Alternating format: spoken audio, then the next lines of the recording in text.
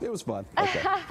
Hey, today's Facebook conversation this morning after that after-school Satan Club. We talked about it earlier in the 7 o'clock hour. And it's getting news all across the country. You know, Yep. people are saying, you know, you bring up Satan, you bring up Satanists, and you elicit a reaction. So I put it on my Especially when Facebook you page. think about putting it into schools Right. somehow, some way. And with snacks and things like that. Yeah. So I posted this on my Facebook page. It's Troy Hayden Fox 10 on there as well. And Phil Thompson said, I understand where they're coming from, the Satanist group, but I think mostly it's a publicity stunt. They have to know there's no special favors given for any particular sect or religion.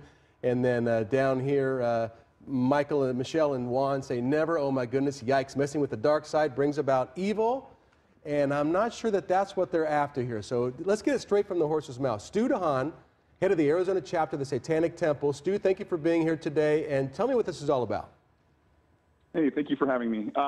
What this is about is not special privileges, just like you said. It's about equal privileges. And what the Satanic Temple has done is offered an alternative to the current Good News Club, which is the Evangelical after-school program, which seems to be the only viewpoint represented in these public schools.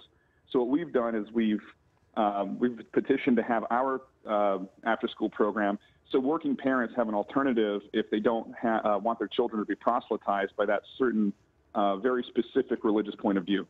Okay, so what would the after-school club that you would have, what would you guys do? What would it look like? So one of the fundamental tenets of the Satanic Temple is that we should adhere to the best scientific knowledge of our times.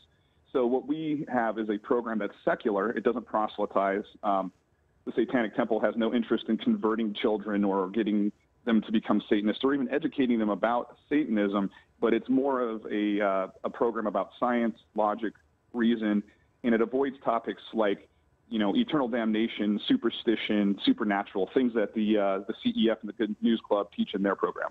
So, Stu, let's cut to the chase here. Do you really expect anybody to sign up for this? Have you seen any interest at all in this, or are you just trying to make a point here?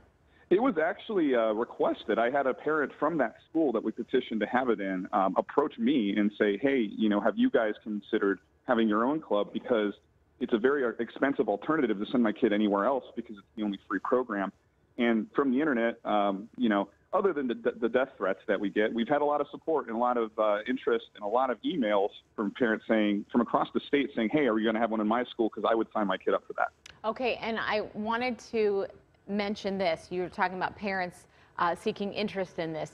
This would not be a forced thing if parents don't want anything to do with this. They would have to give permission. If their kids, if I have a child that attends an after-school program, I would have to give permission for my child to attend your after-school program. Is that correct? That's correct, absolutely. And we in no way want to force this on anyone, just like the Good News Club doesn't.